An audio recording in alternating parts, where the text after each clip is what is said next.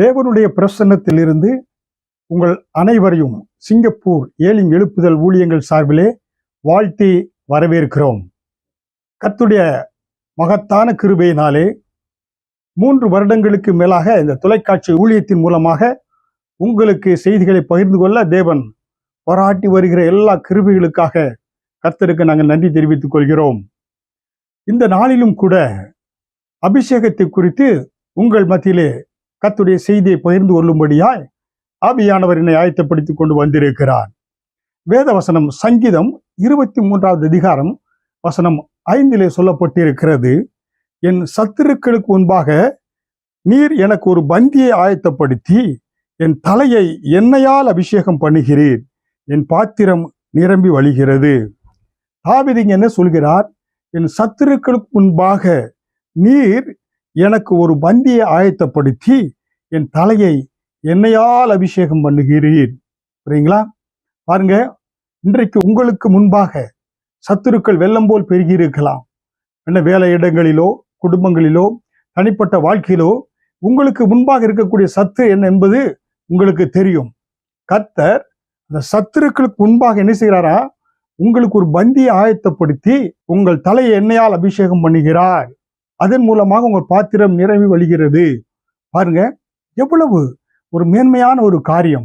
இந்த அபிஷேகம் என்பது விலையேறப்பெற்றது.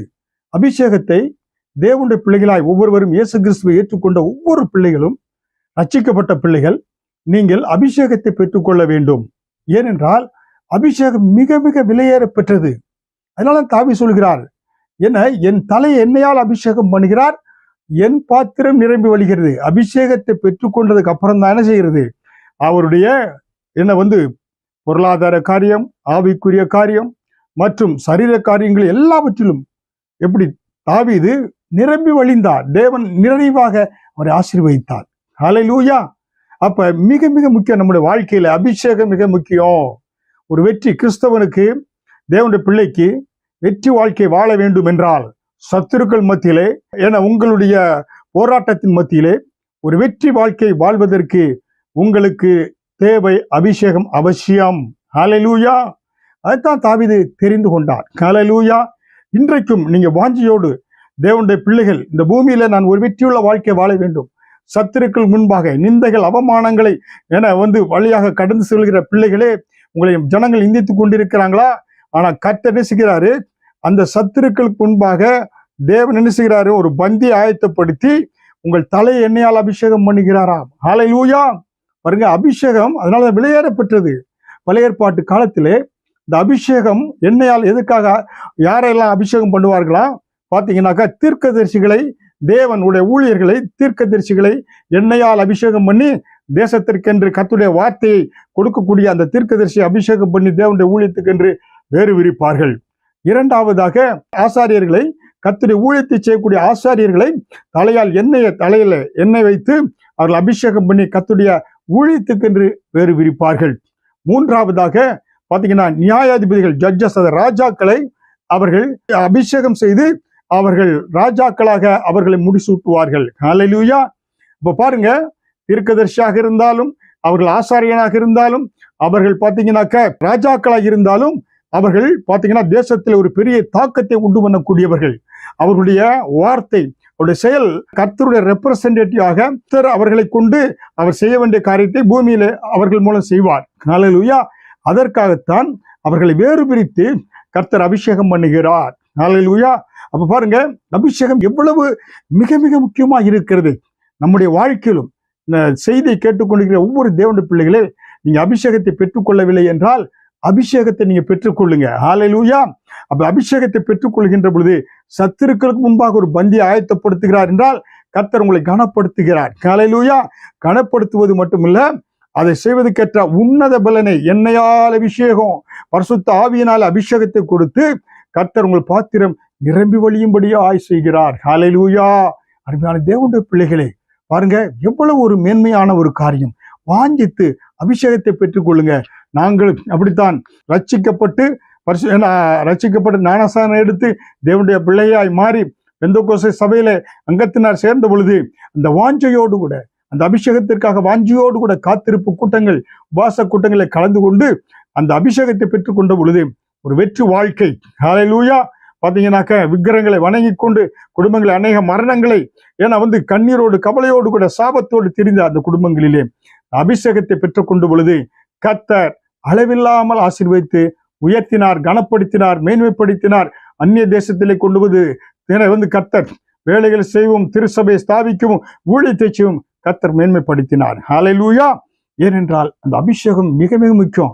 அந்த அபிஷேகத்துல அநேக அபிஷேகத்தை பெற்றுக்கொள்வதனாலே அநேக காரியங்கள் இருக்கிறது.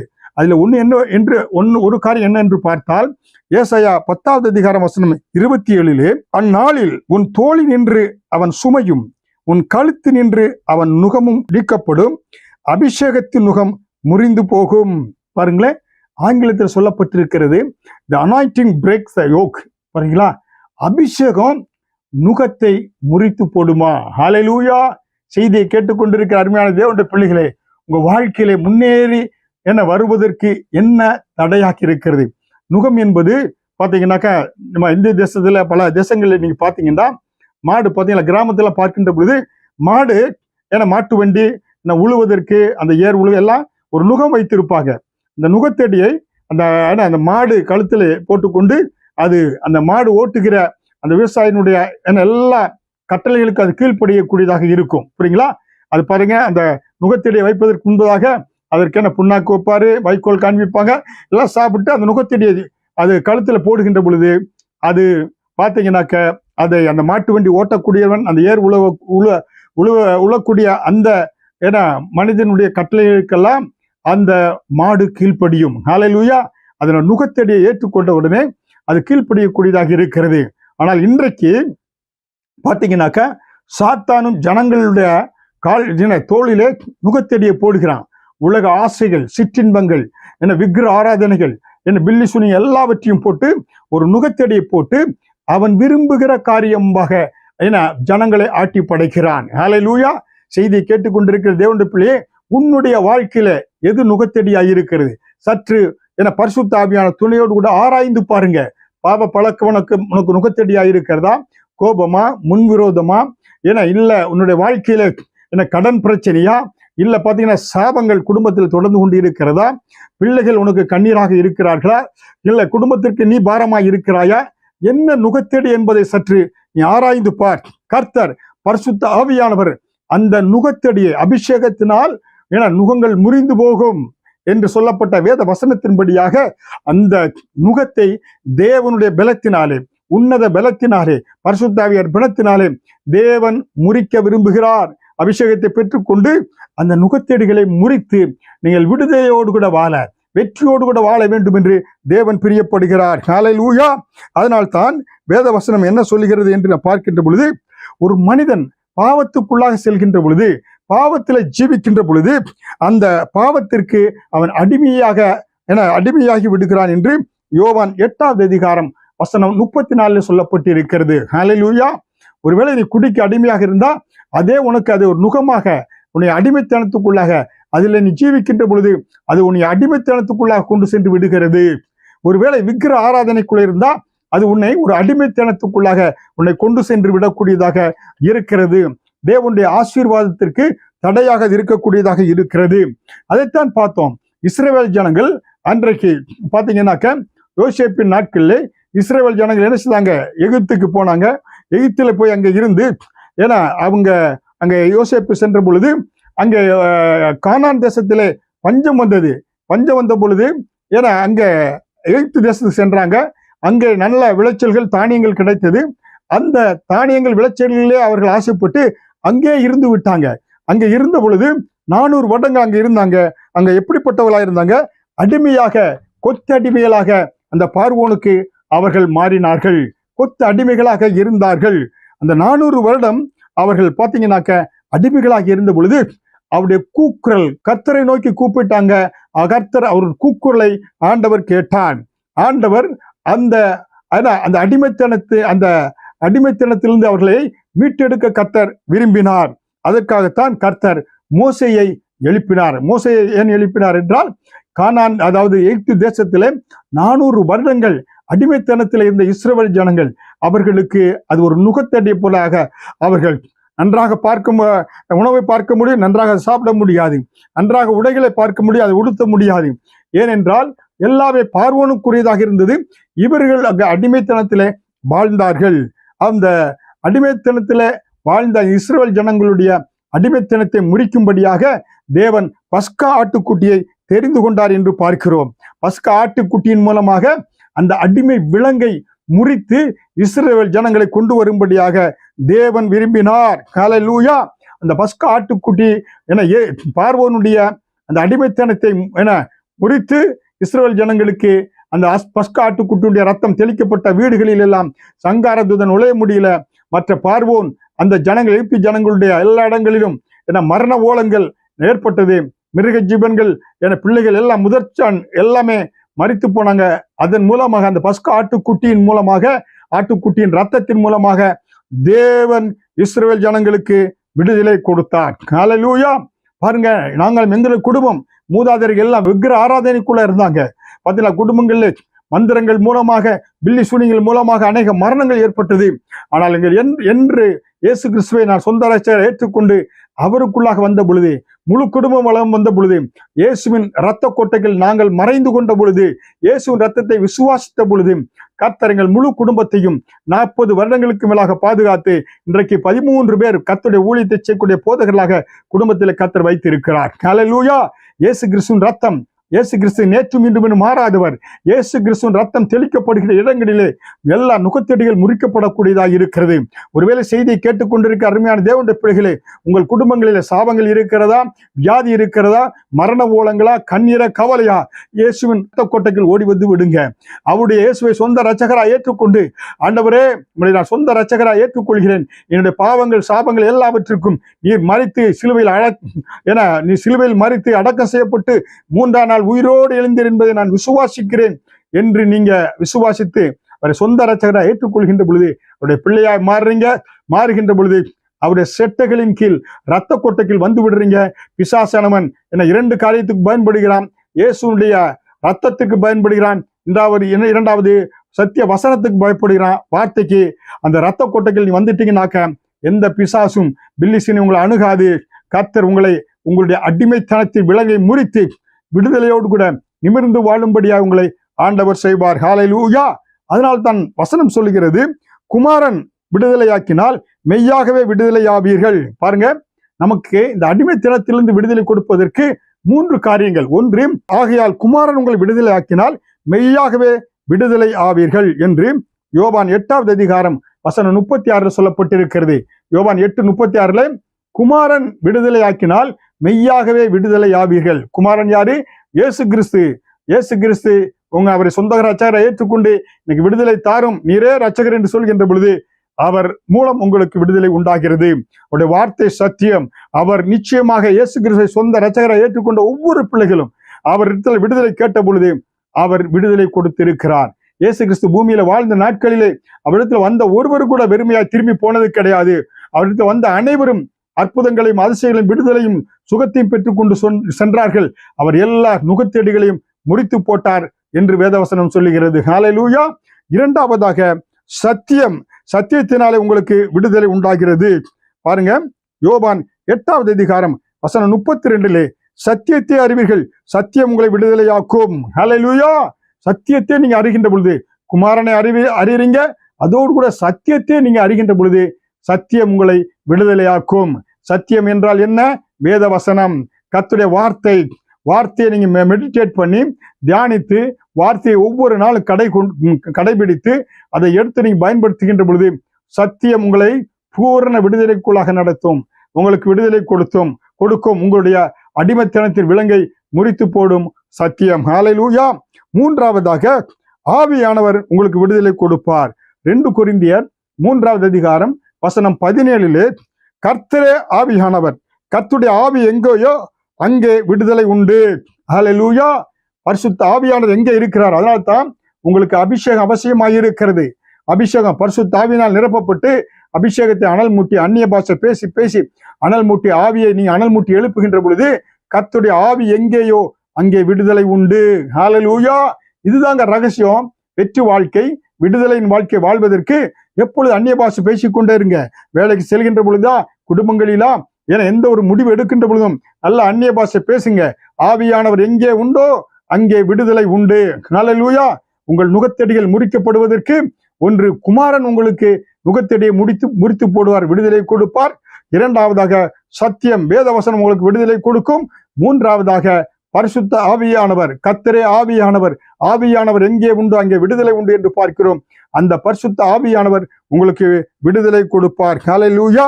அதனால்தான் 1 யோவான் 3வது அதிகாரம் 8வது வசனத்திலே பிசாசினுடைய கிரியைகளை அழிக்கும்படிக்கே தேவனுடைய குமாரன் வெளிப்பட்டார் என்று சொல்லப்பட்டிருக்கிறது.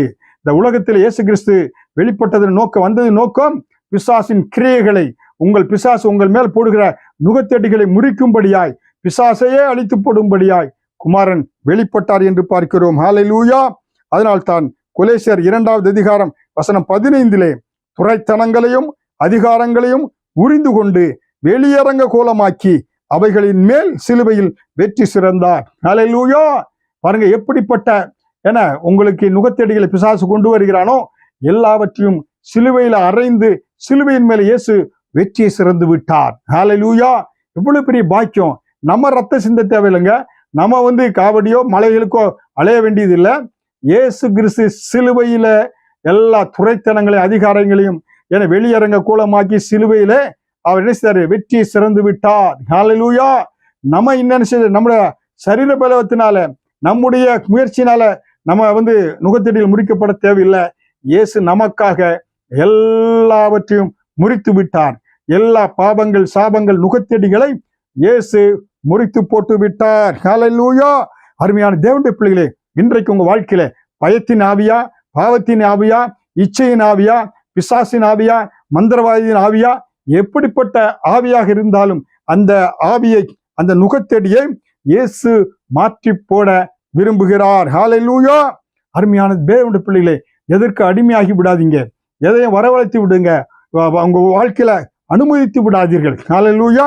அதனால்தான் இஸ்ரவேல் ஜனங்கள் அன்றைக்கு பாருங்க எப்படி இருந்தாங்க. அவங்க விக்கிரகங்களை வழங்கினாங்க. இஸ்ரவேல் ஜனங்கள் அந்த காலங்கள்ல பச்சையான மரங்களின் கீழே விக்கிரகங்களை செய்து அவர்கள் வணங்கினாங்க. அதனால்தான் அவங்க தேவனுடைய பிள்ளைகளா, தேவனுடைய சொந்த ஜனமா இருந்தாலும் விக்கிரகங்களை வணங்கின பொழுது கர்த்தர் அவர்கள் அந்நிய தேவர்களுடைய அந்நிய ராஜாக்கள் அவர்களை சிறைபிடித்து போட்டு போயிட்டாங்க. காரணம், அவர்கள் விக்கிரகங்களை வணங்கின பொழுது அவர்கள் மேல நுகத்தடிகள் தாங்களாக நுகத்தடிகள் போட்டுக்கொண்டாங்க. கர்த்தருக்கு பிரியமில்லாத காரியமாக இருந்தது. அதனால்தான் பார்த்தீங்கன்னா கொடூரமான ஆசிரியர்கள் எல்லாம் என்ன செய்தாங்க? அவர்களுக்கு நுகத்தடிகளை போட்டு அவர்களை கொடுமைப்படுத்தினார்கள், அவர்களை சிறுமைப்படுத்தினார்கள், அடிமைகளாக இருந்தார்கள், அவர்கள் வேதனைப்பட்டார்கள் என்று பார்க்கிறோம். ஹல்லேலூயா. அருமையான தேவனுடைய பிள்ளைகளே, அதனால்தான் கர்த்தர் இன்றைக்கு உங்களை விடுதலையாக்க விரும்புகிறார். இயேசு கிறிஸ்துவை சொந்த இரட்சகராக ஏற்றுக்கொண்ட ஒவ்வொரு பிள்ளைகளுடைய வாழ்க்கையிலும் இருக்கக்கூடிய நுகத்தடியை தேவன் முறித்து போட விரும்புகிறார். லேவியராகமம் 26வது அதிகாரம் வசனம் 13 நீங்கள் எகிப்தியருக்கு அடிமைகளாய் இராதபடிக்கு நான் அவர்கள் தேசத்திலிருந்து உங்களை புறப்பட பண்ணி உங்கள் நுகத்தடிகளை முறித்து உங்களை நிமிர்ந்து நடக்க பண்ணின உங்கள் தேவனாகிய கர்த்தர். ஹல்லேலூயா. ஆண்டவர் எப்படி சொல்றாரு பாருங்க. எகிப்தில் 400 வருஷம் அடிமைகளாக இருந்தீங்கப்பா, அவங்க தேவர்களை வணங்கின அடிமைகளாக இருந்தீங்க. ஆனா நான் உங்களை அங்கே இருந்து வெளியே பஸ்காட்டு கூட்டிட்டு ரத்தத்தின் மூலம் வெளியே கொண்டு வந்து உங்கள் நுகத்தடிகள் எல்லாம் முறித்து உங்களை நான் நிமிர்ந்து நடக்க செய்த கர்த்தர் நானே. ஹல்லேலூயா. அருமையான தேவனுடைய பிள்ளைகளே, நீங்க வாழ்க்கையில கண்ணீர்கள் கவலையோடு நடக்க தேவையில்லை. மந்திரவாதிகள் மற்ற செய்வினைகள் உங்க வாழ்க்கையில் இருக்கு, அதுல நீங்க நடக்க தேவையில்லை. கர்த்தர் உங்களை நிமிர்ந்து நடக்க செய்ய விரும்புகிறார். நிமிர்ந்து நடக்க செய்ய ஆண்டவர் வாக்குத்தத்தம் கொடுக்கிறார். ஒன்றுமில்லை, இயேசுவை சொந்த ராஜா ஏற்றுக்கொள்ளுங்க. அவர் அடைக்கலத்துக்கு ஓடி வந்து விடுங்க.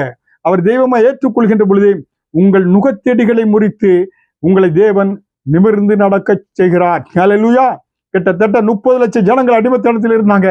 கர்த்தர் அவர்களுடைய நுகத்தடிகளை எல்லாம் முறித்து அவர்களை கானான் தேசத்திற்கு ஆண்டவர் அழைத்து கொண்டு வந்தார், நிமிர்ந்து நடக்க செய்தார் என்று பார்க்கிறோம். ஹல்லேலூயா. அருமையான தேவனுடைய பிள்ளைகளே, இந்த செய்தியை கேட்டுக்கொண்டிருக்கிற அருமையான தேவனுடைய பிள்ளைகளே, உங்க வாழ்க்கையில என்ன நுகத்தடிகள் என்று சற்று ஆராய்ந்து பாருங்க. ஹல்லேலூயா. யோவான் 8வது அதிகாரம் வசனம் 34 பாவம் செய்கிற எவனும் பாவத்திற்கு அடிமையாய் இருக்கிறான் என்று மெய்யாகவே உங்களுக்கு சொல்கிறேன். ஹல்லேலூயா. பாருங்க, யோவான் 8:34 பாவம் செய்கிறான். இன்றைக்கு எங்க சிங்கப்பூர் தேசத்துல என்ன வந்து நேற்றைய செய்தித்தாள் எடுத்து பார்க்கின்ற பொழுது 19, 20, 21 வயசு வாலிபர்கள்லாம் பார்த்தீங்கன்னாக்க நிறைய அந்த போதை வஸ்துக்களை பயங்கரமான எத்தனையோ கிலோ பாருங்க, ஒரு 50 கிராமுக்கு மேல ஏன்னா வந்து கோக்கைன் எல்லாம் வச்சிருந்தா தூக்கு தண்டனை, புரியுங்களா, மரண தண்டனை. ஆனா அவங்க வைத்திருந்த 2 கிலோ, ஏன்னா 1.5 கிலோ 2 கிலோ இப்படி சொல்லிட்டு ஒரு 5-6 வாலிபர்கள் அவங்க வந்து பார்த்தீங்கன்னா CNB ஏன்னா அந்த டிபார்ட்மெண்ட் அவர்களை கண்டுபிடித்து அவர்கள் எல்லாம் இப்போ அரெஸ்ட் பண்ணி இருக்கிறாங்க. 5-6 வாலிபர்களுக்கு மேல வாழ வேண்டிய வயதுல வாலிபர்கள் பார்த்தீங்கன்னா அந்த பிசாசு நுகத்தெடிகளை போதைக்கு அடிமையாகி அந்த மாத்திரைகளும் கஞ்சாக்களையும் அவர்கள் கைது வைத்து அரசாங்கம் பிடிக்கப்பட்ட பொழுது ஆனா அவங்க பிடித்து அவர்களுக்கு என்ன உண்டாகிறது? சட்டம் சொல்கிறது அவர்களுக்கு மரண தண்டனை என்று. ஹல்லேலூயா. நுகத்தெடிகள் தாங்களே வரவழைத்துக் கொண்டாங்க. படித்து பெரிய பெரிய மினிஸ்டராக தேசத்தில் அதிபர்களாக உயர்ந்த பதவியில வரக்கூடிய வாலிபர்களை பிசாசு அந்த பாவ பழக்கத்தின் மூலமாக நுகத்தடிகளை போட்டு விட்டான். ஹல்லேலூயா. அதனால்தான் பார்த்தீங்கன்னாக்க நீதி ஜனத்தை உயர்த்தும், பாவமோ எந்த ஜனத்துக்கும் இகழ்ச்சி என்று சொல்லி நீதிமொழிகள் 14:34. பாவம் மனிதனை இகழ்ச்சியை கொண்டு வரும், வாழ்க்கை சீரழித்து விடும், மரண தண்டனை கொண்டு வந்து விடும். ஹல்லேலூயா.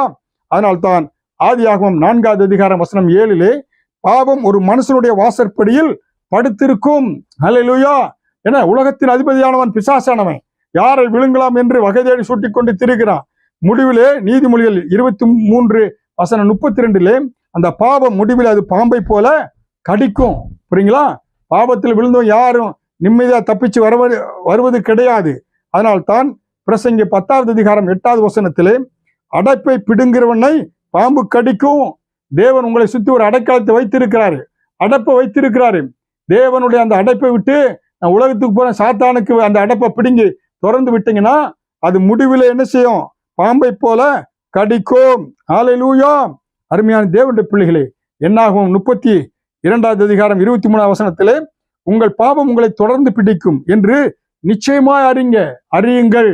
பாவம் உங்களை தொடர்ந்து பிடிக்கும். ஹல்லேலூயா. அது மட்டுமல்ல, தன் பாவங்களை மறைக்கிறவன் வாழ்வடைய மாட்டான் என்று சொல்லி நீதிமொழிகள் 28வது அதிகாரம் வசனம் 13 சொல்லப்பட்டிருக்கிறது. ஹல்லேலூயா. பாவங்களை மறைத்தீங்கன்னா நீங்க வாழ்வடைய மாட்டீங்க. ஹல்லேலூயா. அருமையான தேவனுடைய பிள்ளைகளே, 1 தீமோத்தேயு 5வது அதிகாரம் 24 சிலருடைய பாவங்கள் வெளியரங்கமாய் இருக்கிறது, நியாய தீர்ப்புக்கு முந்திக் கொள்ளும், சிலருடைய பாவங்கள் அவர்களை பின்தொடரும் என்று சொல்லப்பட்டிருக்கிறது. அதனால்தான் அப்போஸ்தலனாகிய பவுல் ரோமர் 6வது அதிகாரம் வசனம் 23 பாவத்தின் சம்பளம் மரணம், பாவம் செய்கிற ஆத்துமா சாகும் என்று எசேக்கியேல் 18:20 சொல்லப்பட்டிருக்கிறது. ஹல்லேலூயா. பாவத்தில் விழுந்து யாரும் தப்பிச்சு போக முடியாது. புரியுங்களா? அது என்ன மரணத்தை உண்டாக்கும். பாவம் செய்கிற ஆத்துமா சாகவே சாகும். புரியுங்களா? அருமையான தேவனுடைய பிள்ளைகளே, அதனால தாவீது என்ன சொல்கிறாரு? பாவம் செய்தாரு. ஆனா சங்கீதம் 19வது அதிகாரம் வசனம் 13 துணிகரமான பாவங்களுக்கு அடியேனை விலைக்கு காரும், அவைகள் என்னை ஆண்டு கொள்ள விடாதிரும், ஆண்டு கொள்ள ஒட்டாதிரும். சொல்றாங்க, உங்க பலத்தால் பாவத்தை மேற்கொள்ள முடியாது. ஆண்டவர் இயேசு கிறிஸ்துவினுடைய கல்வாரி என்று வந்து விடுங்க. தூய் ஆவியானவருடைய பலத்தினாலே, பரிசுத்த ஆவியானவர் பலத்தினாலே நீங்க பாவம் செய்யாதபடி உங்களை பாதுகாத்துக் கொள்ளுங்க. ஹல்லேலூயா. அருமையான தேவனுடைய பிள்ளைகளே, அதனால்தான் இயேசு கிறிஸ்து சொன்னாரு மத்தேயு 11வது அதிகாரம் வசனம் 28, 29 வருத்தப்பட்டு பாரம் சுமக்கிறவர்களே, அதாவது பாவ பழக்கத்திற்கு அடிமையானவர்களே, நீங்கள் எல்லோரும் என்னிடத்தில் வாருங்கள், என் நுகத்தை உங்கள் மேல் ஏற்றுக்கொண்டு என்னிடம் கற்றுக்கொள்ளுங்கள், அப்பொழுது உங்கள் ஆத்துமாக்கு இளைப்பாறுதல் கிடைக்கும். பாத்தீங்களா? ஏன்னா இயேசுவின் நுகத்தடியை நீ ஏற்றுக்கொண்டீங்கன்னா உங்களுக்கு இளைப்பாறுதல் கிடைக்கும். உலகத்தினுடைய பிசாசுடைய நுகத்தடி ஏற்றுக்கொண்டா பாவத்தின் சம்பளம் மரணம். இயேசுவின் நுகத்தடி சமாதானம், சந்தோஷம், இரட்சகர் ஏற்றுக்கொள்கின்ற பொழுது உங்களுக்கு என்ன உண்டாகிறது? உங்களுக்கு இளைப்பாறுதல் கிடைக்கும், ஆசீர்வாதம் உண்டு, சமாதானம் உண்டு, சந்தோஷம் உண்டு. ஒன்று தெரிந்து கொள்ளுங்க, பிசாசுவின் நுகத்தடியை தோளில் சுமக்க விரும்புகிறீங்களா? இயேசுவின் நுகத்தடிகளை, இயேசு கற்றுக் கொடுத்த அந்த பிரின்சிபாலிட்டியை அதன்படியாக வாழ விரும்புகிறீங்களா? உங்க வாழ்க்கையில் ஒரு தீர்மானத்தை எடுத்துக்கொள்ளுங்க. அவருடைய நுகத்தடி ஏற்றுக்கொண்ட உங்களுக்கு இளைப்பாறுதல் உண்டு, சமாதானம் உண்டு, சந்தோஷம் உண்டு, நிம்மதி உண்டு. ஹல்லேலூயா. அதனால்தான் ரோமர் 8வது அதிகாரம் வசனம் 15 அந்தபடியே திரும்பவும் பயப்படுவதற்கு நீங்கள் அடிமைத்தனத்தின் ஆவியை பெறாமல் அப்பா பிதாவே என்று கூப்பிடப்படுகிற புத்திர சுவிகாரத்தின் ஆவியை பெற்றீர்கள். இயேசு கிறிஸ்துவை சொந்த இரட்சகராக ஏற்றுக்கொண்ட ஒவ்வொரு பிள்ளைகளும் நீங்க அடிமைகள் அல்ல, ஆண்டவருடைய பிள்ளைகளா மாறுறீங்க. அவர் அப்பா பிதாவை என்று அழைக்கின்ற பொழுது பிதாவுடைய ஏன்னா அப்பாவுடைய சொத்து பிள்ளைக்காக இருப்பது போல நீங்கள் பிள்ளைகள் உங்களுடைய சொத்துக்கு எல்லாம் நீங்க ஆண்டவருடைய சொத்துக்கு, தகப்பனுடைய சொத்துக்கு சுதந்திரவாளியாக மாறுறீங்க. ஹல்லேலூயா. அருமையான தேவனுடைய பிள்ளைகளே, அதனால்தான் இன்றைக்கு தேவன் உங்களுடைய நுகத்தடியை என்ன செய்கிறாரு? பாவம் என்ற அந்த நுகத்தடியை ஆண்டவர் முறித்து போட விரும்புகிறார். ஹல்லேலூயா. ஆபிரகாம் லிங்கன் அமெரிக்கன் ஜனாதிபதி இருந்த பொழுது அன்றைக்கு அந்த கருப்பினத்த ஜனங்களை எல்லாம் அங்க மார்க்கெட்ல கூலி அப்படியே கூவி ஏல விடுவாங்களாம். ஆனா ஆபிரகாம் ஒரு தீர்மானம் எடுத்தார். கருப்பு மனிதர்களை அடிமைகளா விற்கிறாங்க, ஜனாதிபதி ஆனா முதலில் இவர்களை நான் மீட்டெடுப்பேன் என்று சொல்லி அவர்கள் அந்த அடிமைத்தனத்தின் விலங்கை முறித்து ஜனங்களை, அந்த ஆப்பிரிக்க ஜனங்களை, அந்த கருப்பின ஜனங்களை அவர் ஏலம் செய்வதை தடுத்து அந்த ஜனங்களுக்கு விடுதலை கொடுத்தார் என்று சரித்திரம் சொல்லுகிறது. ஹல்லேலூயா. அருமையான தேவனுடைய பிள்ளைகளே, இன்றைக்கு கர்த்தர் உங்களுக்கு ஆசீர்வாதத்தை கொடுக்க விரும்புகிறார். அதனால்தான் இளம் பிராயத்தில் நுகத்தை சுமக்கிறது மனுஷனுக்கு நல்லது. என்ன நுகத்தை சுமக்கிறது? இயேசு கிறிஸ்து நுகத்தை சுமப்பது உங்களுக்கு நல்லது. அதனால புலம்பல் 3:27 பார்க்கிறோம். இயேசு என்ன சொன்னாரு? மத்தேயு 11:30 என் நுகம் மெதுவாயும் என் சுமை இலகுவாயும் இருக்கும். என்னுடைய நுகம் மெதுவாயும். இயேசு சொன்னார் பாருங்க, அவருடைய கட்டல் ஒண்ணு இல்லைங்க. அவருடைய தேவனுடைய பிள்ளையா மாறுங்க, ரட்சிக்கப்படுங்க, அபிஷேகத்தை பெற்றுக்கொள்ளுங்க. என் நுகம் மெதுவாயும் என் சுமை இலகுவாயும் இருக்கும் என்று இயேசு சொல்கிறார். ஹல்லேலூயா. அருமையான தேவனுடைய பிள்ளைகளே, உங்க வாழ்க்கையிலே பாவம் என்ற நுகத்தடி இருக்கிறதா? அது குமாரனால் மட்டுமே விடுதலை கொடுக்க முடியும், சத்தியத்தின்படியே விடுதலை கொடுக்க முடியும். அதே போல பரிசுத்த ஆவியினாலே உங்களுக்கு அதிலிருந்து விடுதலை கொடுக்க முடியும். ஹல்லேலூயா. இன்னும் இது தொடர் போதனையா இருப்பதனாலே அநேக காரியங்களை குறித்து உங்களோடு பகிர்ந்து கொள்ள விரும்புகிறேன். ஏன்னா இந்த வேளையில் கூட செய்தியை கேட்டுக்கொண்டிருக்கிற ஒவ்வொரு தேவனுடைய பிள்ளைகளுக்காக ஜெபிக்கிறேன். ஆண்டவரே, இந்த செய்தியை கேட்டுக்கொண்டிருக்கிற ஒவ்வொரு தேவ பிள்ளைகள் மேலே உங்களுடைய ரத்தத்தை தெளிக்கிறேன். இயேசுவின் ரத்தம் உச்சந்தலை உள்ளங்கால் வரை பாயட்டும். எல்லா நுகத்தேடுகள், பலவீனங்கள், வியாதிகள், மரண பயம், ஆண்டவரே சரீரத்தில் கிட்னி ஃபெயிலியர், ஆண்டவர் ஹார்ட் ஃபெயிலியர் எல்லாவற்றையும் எடுத்து போடுவீராக. எல்லா ரத்தத்தில் கொலஸ்ட்ரால் எடுத்து போடுவீராக. ஆண்டவரே டயபெட்டிஸ் எடுத்து போடுவீராக. உங்களுடைய ரத்தம் எல்லா நுகத்தேடுகளை முறித்து போடட்டும். நீர் ஆண்டவரே உங்களுடைய அபிஷேகம் எல்லா நுகத்தேடுகளை முறித்து போடட்டும். ஒவ்வொருவருக்கும் விடுதலை தருவீராக, வெற்றியை கொடுப்பீராக. சமாதானம் குடும்பங்களிலே இருக்கும்படியாக ஜெபிக்கிறேன். ஒவ்வொருவரின் வாரம் முழுவதும் ஒவ்வொருவரையும் கண்மணி போல பாதுகாத்து நடத்துவீராக. தொடர்ந்து காத்துக்கொள்ளும் ஆசீர்வதியும் இயேசுவின் மூலம் ஜெபிக்கிறேன் ஜீவனுள்ள நல்ல பிதாவே, ஆமென். எங்கள் மத்தியில் உலாவுகின்ற பரிசுத்த தேவனே, என்னில் விரும்பி வாழ்பவரே, எங்கள் மத்தியில் உலாவுகின்ற பரிசுத்த தேவனே, என்னை விரும்பி வாழ்வளித்தீரே.